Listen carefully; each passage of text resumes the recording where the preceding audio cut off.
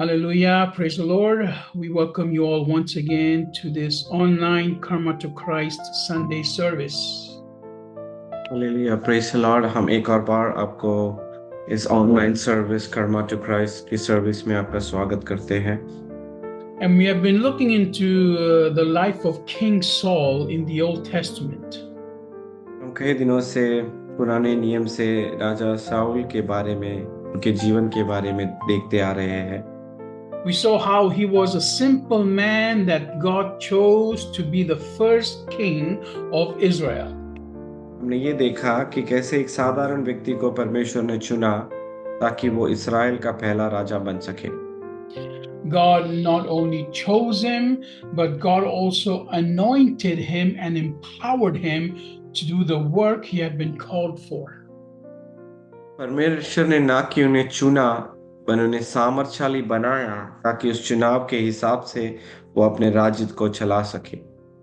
One thing we will see in the Bible over and over again is that God takes normal people and makes them do supernatural works. हम एक चीज Bible में बार बार दोबारा देख सकते हैं, कैसे एक साधारण व्यक्ति को चुनकर परमेश्वर उनसे असाधारण चीजें करवाता है और कार्य करवाया है। One thing we forget is that God does not want great people. एक चीज हम जो भूलते हैं, परमेश्वर बहुत श्रेष्ठ या फिर सर्वश्रेष्ठ व्यक्तियों को नहीं चुनता या फिर चाहता है। God wants normal people which he makes great. आमीन। परमेश्वर साधारण व्यक्तियों को चुनता है जिसे वो असाधारण या फिर जाना माना हस्ती बनाता है।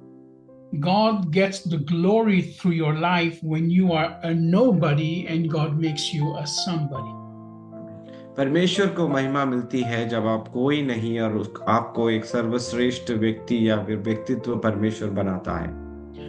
God is not impressed by your talent or your knowledge or the amount of money you have.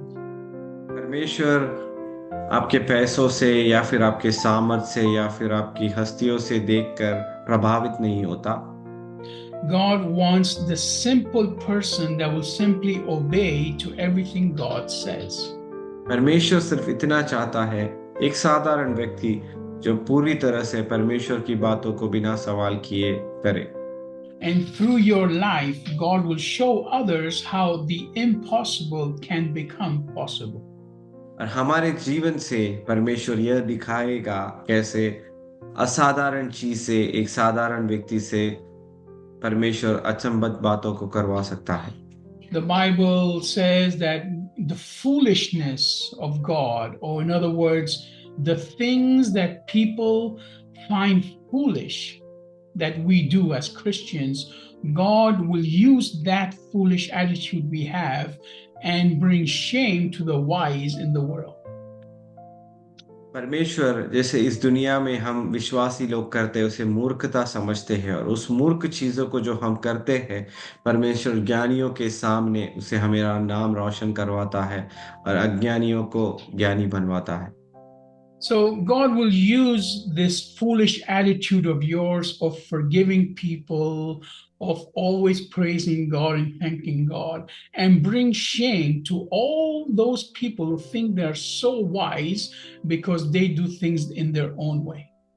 हमारे मूर्ख स्वभाव जैसे हमारे दुश्मनों से या फिर हमें हानि करवानों पर हम माफ कर देते हैं या फिर परमेश्वर का धन्यवाद करते हैं, और दुनिया को जिस चीज़ें मूर्खता लगती है हम उसे मूर्खता से परमेश्वर की प्रशंसा करते हैं और अज्ञानी शर्मिंदा हो जाते हैं। See, according to the world, we are foolish because we don't defend ourselves. दुनिया के हिसाब से हम मूर्ख हैं क्योंकि हम अपना ही परिवार नहीं कर पाते। We are foolish according to the world because we don't take offense when people say wrong things about us. जब लोग हमारे बारे में बुराई कहे तब हम उसमें बुरा नहीं मानते, इसके लिए लोग हमें मूर्ख समझते हैं। People think we are weak because we don't fight back and we don't hurt those who hurt us. क्योंकि लोग समझते हैं कि हम मूर्ख हैं जो हमें हानि पहुंचाते हैं और हम उनका विरोध जब नहीं करते। Instead of that, we forgive them and we let them continue hurting us. और हम उन्हें माफ करते हैं और उन्हें मौका देते हैं कि हमें और हानि पहुंचाए। And people think that because we are quiet, we are weak. और लोग ये समझते हैं क्योंकि हम शांत हैं, हम कमजोर हैं। But with time, God shows everyone that we are stronger than anybody else because we keep quiet. समय के बीतने से और समय समय से परमेश्वर ये बतलाता है कि हम शांत नहीं, हम परमेश्वर में निश्चय और हमारा आश्रय रखते हैं और हम और सामर्थशाली और शक्तिशाली हैं। What we show is that we understand that God is our defender. हम ये बताते हैं दुनिया को कि परमेश्वर हमारा संरक्षण है, हमारा सामर्थशाली परमेश्वर। So, this humble attitude and this sense of being weak compared to the world is what God is looking for. दुनिया के हिसाब से नम्र होना और दीन होना और परमेश्वर के दुनिया के हिसाब से अपने आप को श्रेष्ठ ना बताना, यही दीन स्वभाव परमेश्वर हमें देखता है। And this was Saul's attitude before he became king. और ये सौल का स्वभाव था वो राजा बनने से पहले। We saw in 1 Samuel how he was a nobody and God chose him and anointed him to be the king of Israel. पहले शमूएल में हमने देखा कैसा वो एक साधारण व्यक्ति था और कोई उसे नहीं जानता था, लेकिन परमेश्वर ने उसे चुना और उसे राजा बनाया और इस्राएल का राजा के हिसाब से उसे चुना। Not only was he chosen to be king, but God changed him from the inside through the Holy Spirit so that he started to do things that only prophets can do.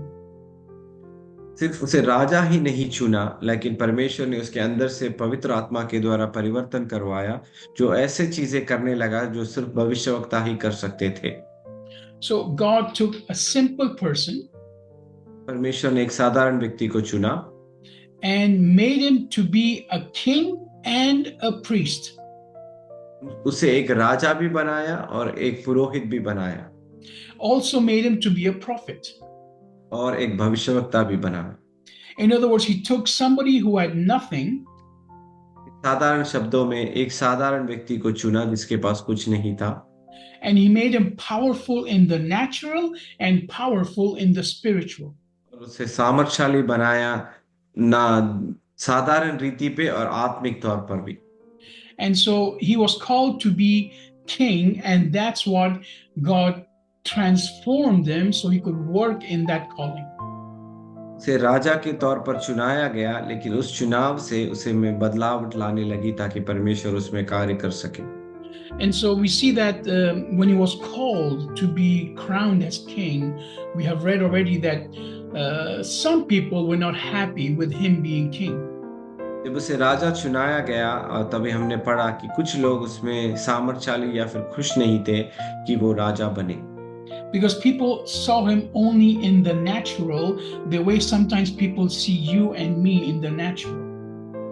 क्योंकि लोगों ने उसे सिर्फ प्राकृतिक तौर पर या फिर मानसिक तौर पर देखा है, जैसे आपको और मुझे लोग देखते हैं। So, like it happens in our lives, God calls us to do great things, but because people see that we are weak, then they say, how can this man be used by God to do great things? जब लोग हमें देखते हैं और परमेश्वर हमें बुलाया है तो और इसलिए क्योंकि हम कमजोर हैं, उन्हें लगता है कि कैसे परमेश्वर इस व्यक्ति से श्रेष्ठ कार्य या फिर सामर्थशाली कार्य करवाएगा। This is what they said about Saul. They said, how can this man save us from our enemies? और सौल को देखकर लोगों ने ऐसे ही कहा, कैसे ये व्यक्ति हमें हमारे शत्रुओं से बचाएगा। In the same way, people look at you and me and say, how can this simple man pray for us? And how can this simple man set us free from everything Satan is doing against us? इसी तरीके से आपको और मुझे लोग कहेंगे, कैसे ये साधारण व्यक्ति हमें छुड़ाएगा, कैसे ये साधारण व्यक्ति से परमेश्वर कार्य करवाएगा, कैसे ये व्यक्ति के द्वारा हमारे पापों से हमें छुटकारा के लिए मार्ग दिखेगा। But when there's a calling upon your life, God will change everything in your life. लेकिन जब आपके ऊपर वो बुलावट है तो आपके जीवन में सब विद्याओं को परमेश्वर लाएगा। The first thing he will change in you is your focus and your goal in life. पहली चीज जो परमेश्वर आपके जीवन में बदलाएगा है कि आपकी दृष्टिकोण और आपके जीवन की जिस ओर पर आप दिशा पर आप चल रहे हो। He will change your self confidence. In other words, He will make you understand that you can do anything God called you to do. और आपके ऊपर का आत्मनिर्भर में बदलावट आएगी और वो आपको विश्वास दिलाएगा कि परमेश्वर ने आप जिस चीज के लिए कोई भी चीज के लिए आपको बुलाया हो उसमें आप श्रेष्ठता से कार्य कर पाओगे।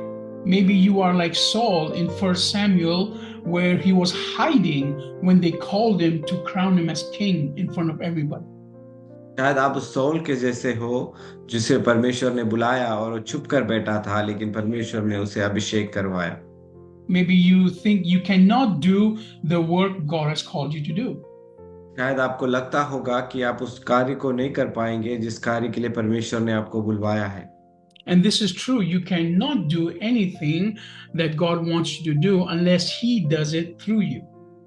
और ये सच्ची बात है, आप कुछ भी नहीं कर पाओगे जब तक परमेश्वर के द्वारा आपसे नहीं वो हो पाएगा। And we saw also how even though some people did not like Saul being called as king, God raised up other people to support him. और जब भी कुछ लोगों को साउल ने राजा बनने से उन्हें पसंद नहीं आया तो परमेश्वर ने कुछ ऐसे लोगों को चुना जो उन्हें सपोर्ट कर सके या फिर उन्हें सहायता कर सके, मदद कर सके परमेश्वर के चुनाव के लिए। And it says that these were not simple men, these were men of war. In other words, God lifted up men that could fight for Saul if anybody dared talk against him. और साधारण व्यक्तियों को नहीं चुना, योद्धाओं को चुना, ताकि परमेश्वर का ये योजना थी कि यदि कोई सौल के विरोध में बात कर सके ये उनके लिए युद्ध करेगा। So this was the perfect plan God had for Saul.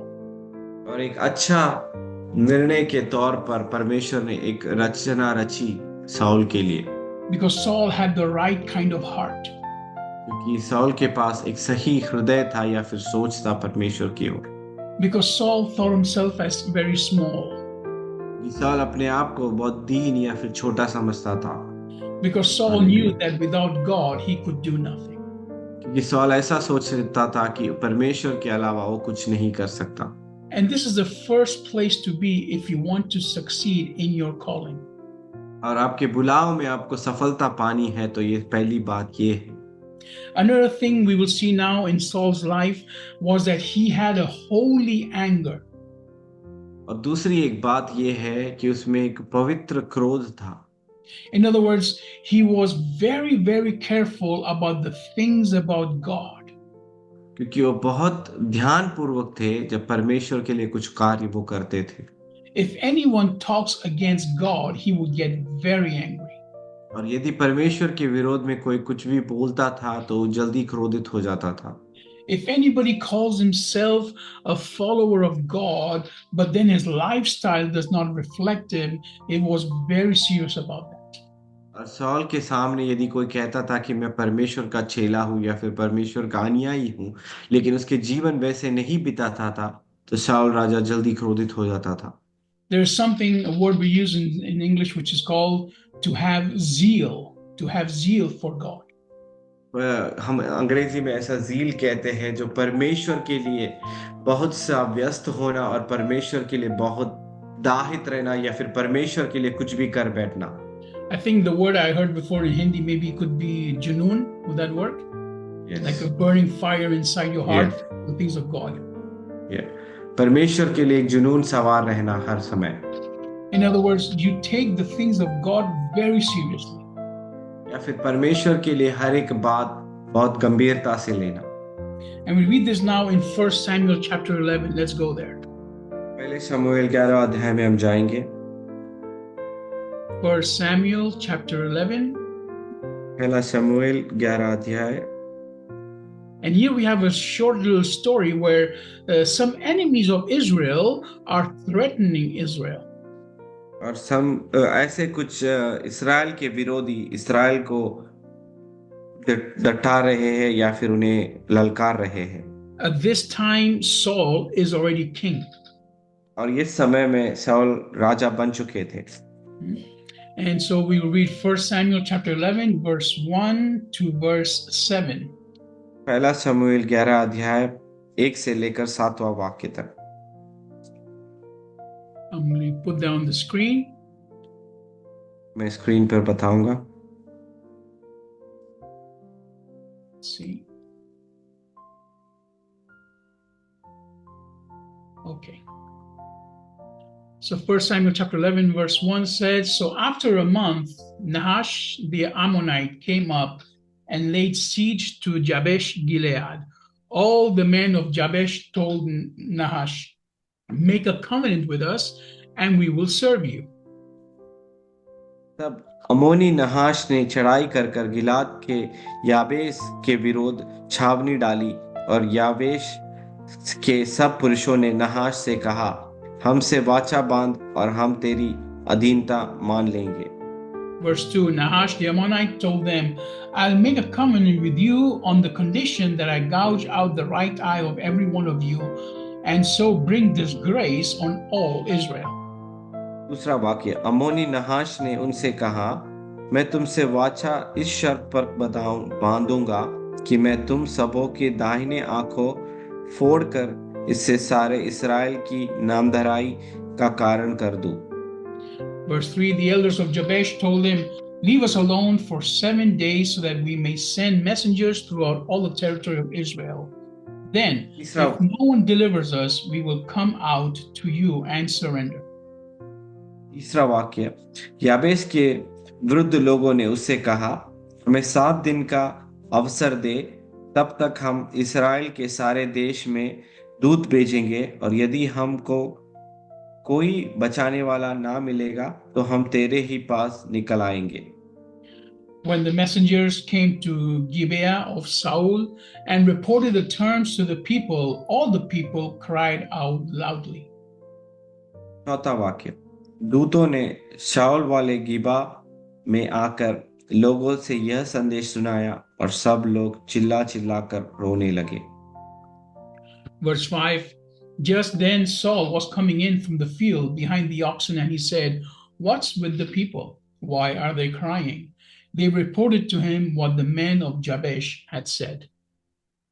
पांचवा वाक्य, शाऊल बैलों के पीछे पीछे मैदान में चला आता था, और शाऊल ने पूछा, लोगों को क्या हुआ कि वे रोते हैं?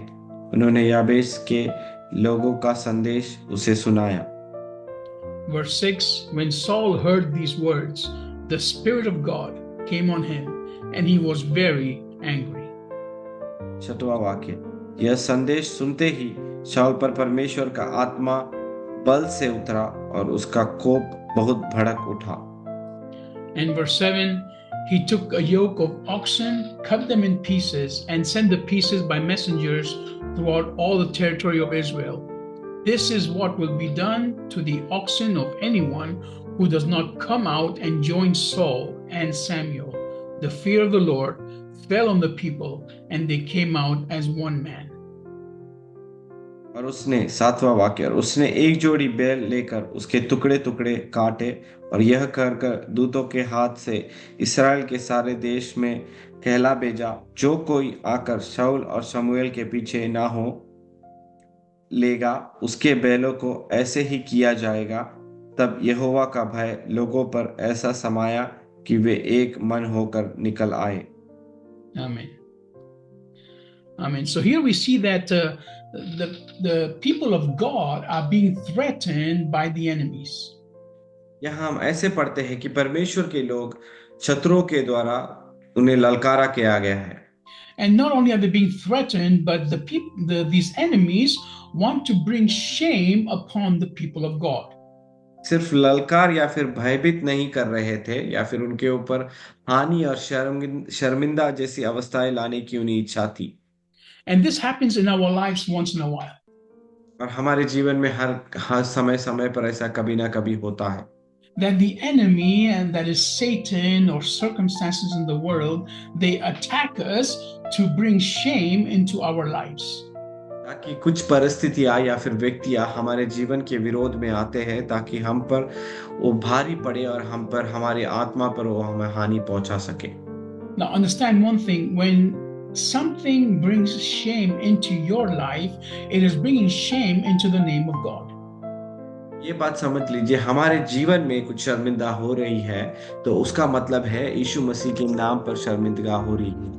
Here, the enemy was saying, if you make a compromise with us, if you make a pact with us, we will not kill you, we will just bring shame to you.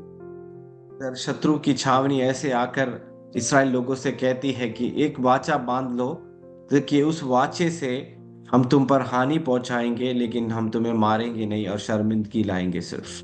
So here, Satan, what he does is he threatens us. He says he's going to destroy us. He makes us fear.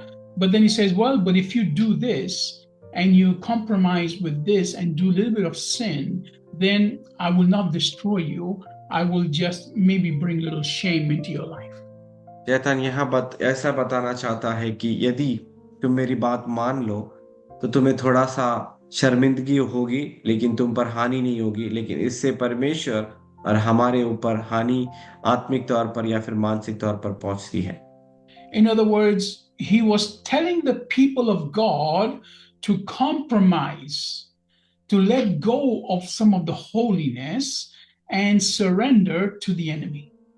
सरल बातों में कहे तो शत्रु के लोग आकर Israel के लोगों से कहते हैं कि अपने आप को दे दीजिए और अपने आप को समर्पण कर दीजिए, हार मान लीजिए, ताकि तुम अपने आप को दीन कर सको और हम तुम्हें मौत ना दें। When you get scared of what the enemy will do to you and you surrender to the enemy, you are bringing down God's name. जब हम अपने आप को दीन कर देते हैं या फिर समर्पण करते हैं शैतान के सामने, तो शैतान का नाम रोशन होता है और परमेश्वर की नाम की निंदा होती है। You know where you are letting go of some things in your life because you're scared of the future. क्योंकि हमें पता है कि हम जीवन के उस क्षण पर या फिर उस कोण पर है, ताकि हम अपने आप को जीवन में कुछ चीजें दे दे या फिर कुछ समर्पण कर दे दे। Right now, there are things in your life about your future that you're very scared of. अभी ऐसी जीवन की कुछ ऐसी बातें हैं जिस आपके भविष्य के बारे में आप बहुत डरे हुए हो। And the enemy is telling you, don't be so holy. Don't try to be so perfect with God. Enjoy life a little bit. Do what you used to do before and, make some good money and make a good future for yourself. जब अपने भविष्य के बारे में हमें डर लगता है या फिर साफ दिखाई नहीं देता, तो शैतान कहेगा इतने पवित्र मत बनो, इतने दीन मत रहो, परमेश्वर के सामने पवित्र जीवन मत बिताओ, थोड़ा पैसा कमाओ और थोड़ा और मेहनत करो और अपने नाम को रोशन करो। So when Saul heard that the people of God were actually being threatened and they became scared, Saul got angry.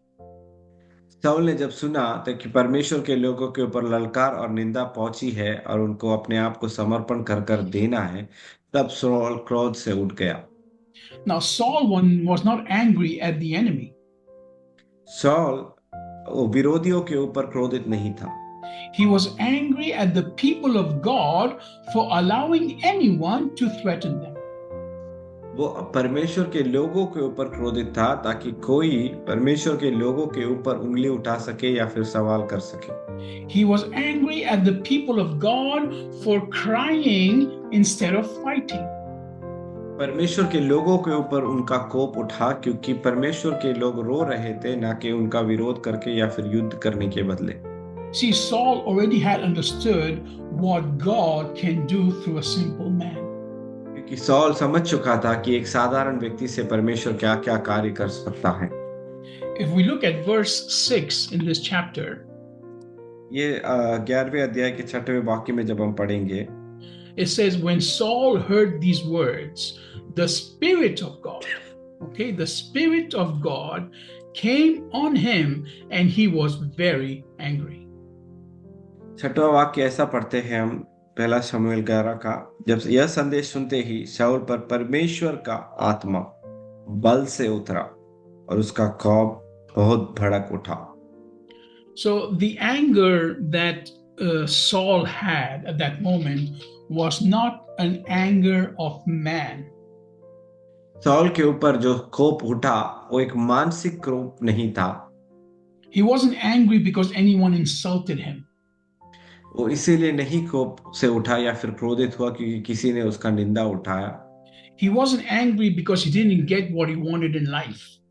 क्योंकि उसे वो नहीं मिला जो उसे चाहिए था जीवन में, He wasn't angry because someone hurt him. क्योंकि किसी ने उनके ऊपर हानि पहुंचाई, इसके लिए नहीं वो क्रोधित थे।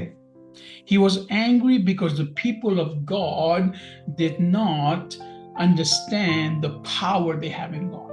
हालेलुया। वो इसीलिए क्रोध से या फिर कोप से उठा क्योंकि परमेश्वर के लोग नहीं समझ पाए परमेश्वर की आत्मा और उनका सामर्थ उन पर कितना था और उसका कैसा उपयोग कर सकते हैं।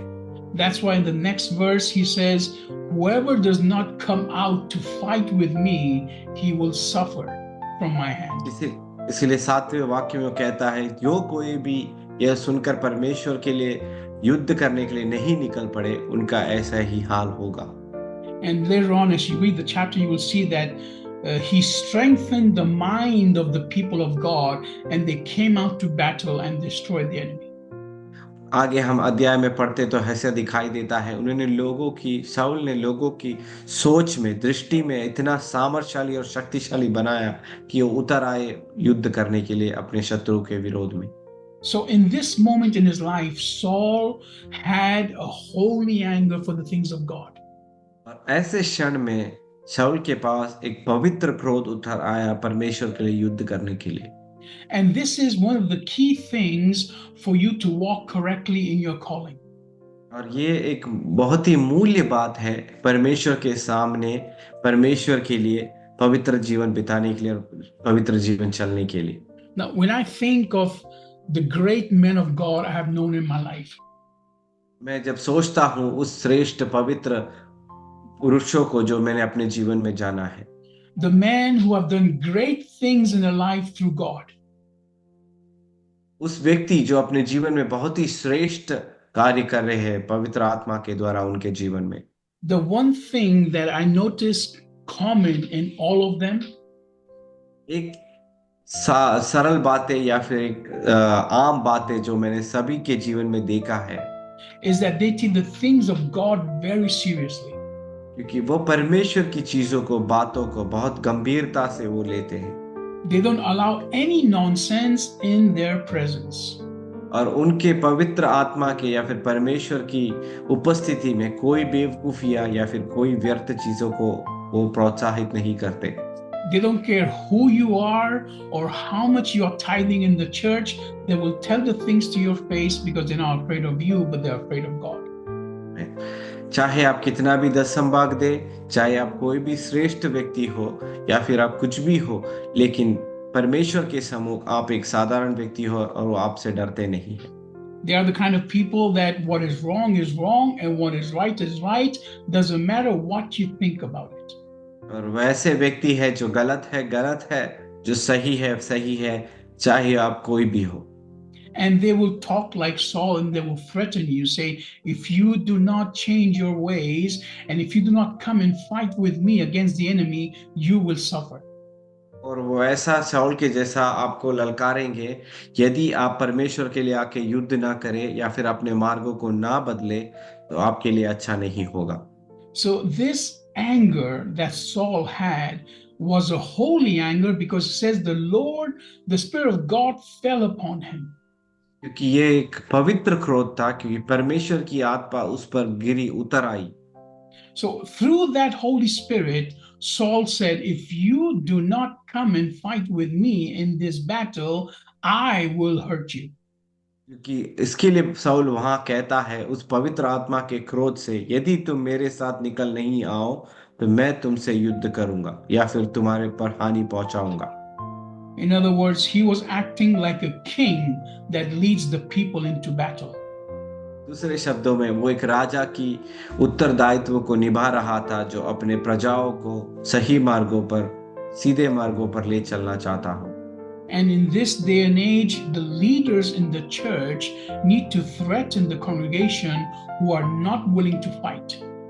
आज के दिन में, आज के युग में इस परमेश्वर के दासों को, अपने कलीसियाओं में लोगों को ऐसे ललकारना है या फिर दिखाना है कि यदि तुम परमेश्वर के लिए ऐसे ना उतरो या फिर सेवकाई ना करो तो तुम पर हानि पहुंचने वाली है।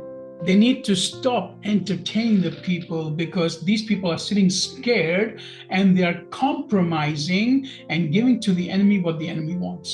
क्योंकि इस लोग डर कर बैठे हैं और वाचा बांधने के लिए तैयार है, जिससे परमेश्वर की निंदा हो और परमेश्वर के नाम पर हानि पहुंचे। So we see here that Saul did not care about what people will think about him. इसके लिए हम ऐसा देखते हैं कि सौल का यही नहीं था कि लोग क्या सोचेंगे। He was angry with the people who did not trust in the power of God. लोगों पर क्रोध से उठा और उसे इस बात का क्रोध था कि उन्होंने परमेश्वर के ऊपर विश्वास नहीं किया। Saul was someone who was humble and understood how God can change a simple man to do spectacular things. शाऊल एक दीन व्यक्ति था और वो ये समझा कि परमेश्वर कैसे असंभव चीजों को एक साधारण व्यक्ति के द्वारा करवा सकता। Saul had seen in his own life how God takes the natural and makes it supernatural. Soul ने अपने जीवन में देखा कैसे एक साधारण व्यक्ति को लेकर असाधारण चीजें और असंभव चीजें करवा सकता है। He believed in the words of the prophet that had been spoken over him, and he continued walking and trusting God for all things. उसने एक साधारण व्यक्ति होकर कैसे भविष्यवक्ता के मुंह से निकली हुई वाणी पर विश्वास किया और उसी विश्वास पर वो अपने जीवन को चला और देखा कैसे परमेश्वर उसके जीवन में पवित्र आत्मा के द्वारा कार्य करने लगा। And as we continue in these series, in these studies about Saul, we will see how all these characteristics of Saul change and how these changes make him lose his calling. हम ऐसा आगे देखेंगे इस series में कैसे उसके इस दीन, नम्र, विश्वासी या फिर आत्मा के द्वारा क्रोधित होना इस स्वभाव में बदलाव आया और कैसे उसके जीवन में एकदम विरोध हो गया इस स्वभाव से उसका जीवन। We are going through these things on purpose so that you can avoid making the same mistakes Saul made. हम इस चीज से इसीलिए जा रहे हैं क्योंकि इस जीवन से हमें ऐसा सीख मिले कि हाँ क्या हमें अपने आत्मिक जीवन में नहीं करना चाहिए सौल के द्वारा। And by avoiding these same mistakes, we will be able to keep our calling and fulfill what God has called us to do. इस गलतियों के द्वारा हम ये समझ सकते हैं कि क्या हमारे जीवन में हमें नहीं करना चाहिए, किस गलतियों का हमें विरोध करना चाहिए और कैसे उससे द्वारा हम बच सकते हैं। Because the first step in losing your calling is when the anointing is taken away from you. आमीन। आपके पहला मार्ग या फिर पहला भाग आपके जीवन में कैसा है ये सब खो देना, मतलब आपके लिए जो बुलावट है या फिर अभिषेक है उसे खो देना। So the first thing God will do if is happening with you is that the power God has put inside of you will be taken away because you are no longer worthy of walking in that calling. पहला भाग या फिर पहला कार्य जो परमेश्वर ये करेंगे, आपके अंदर दी गई आत्मा की शक्ति, उत्तरदायित्व और बुलावट का अभिषेक उसे परमेश्वर ले लेगा और एक आप साधारण व्यक्ति फिर से बन जाओगे। Because people forget that everything you are doing that is great is because of the one who's great who lives inside of you. क्योंकि लोग ये भूल जाते हैं आप जो कुछ भी कर रहे हैं वो श्रेष्ठ है और वो श्रेष्ठ कार्य इसलिए है क्योंकि जिसने आपको बुलाया है वो सर्वश्रेष्ठ है और आप में वास करता। Because the word of God says, greater is he that is in me than he that is in the world.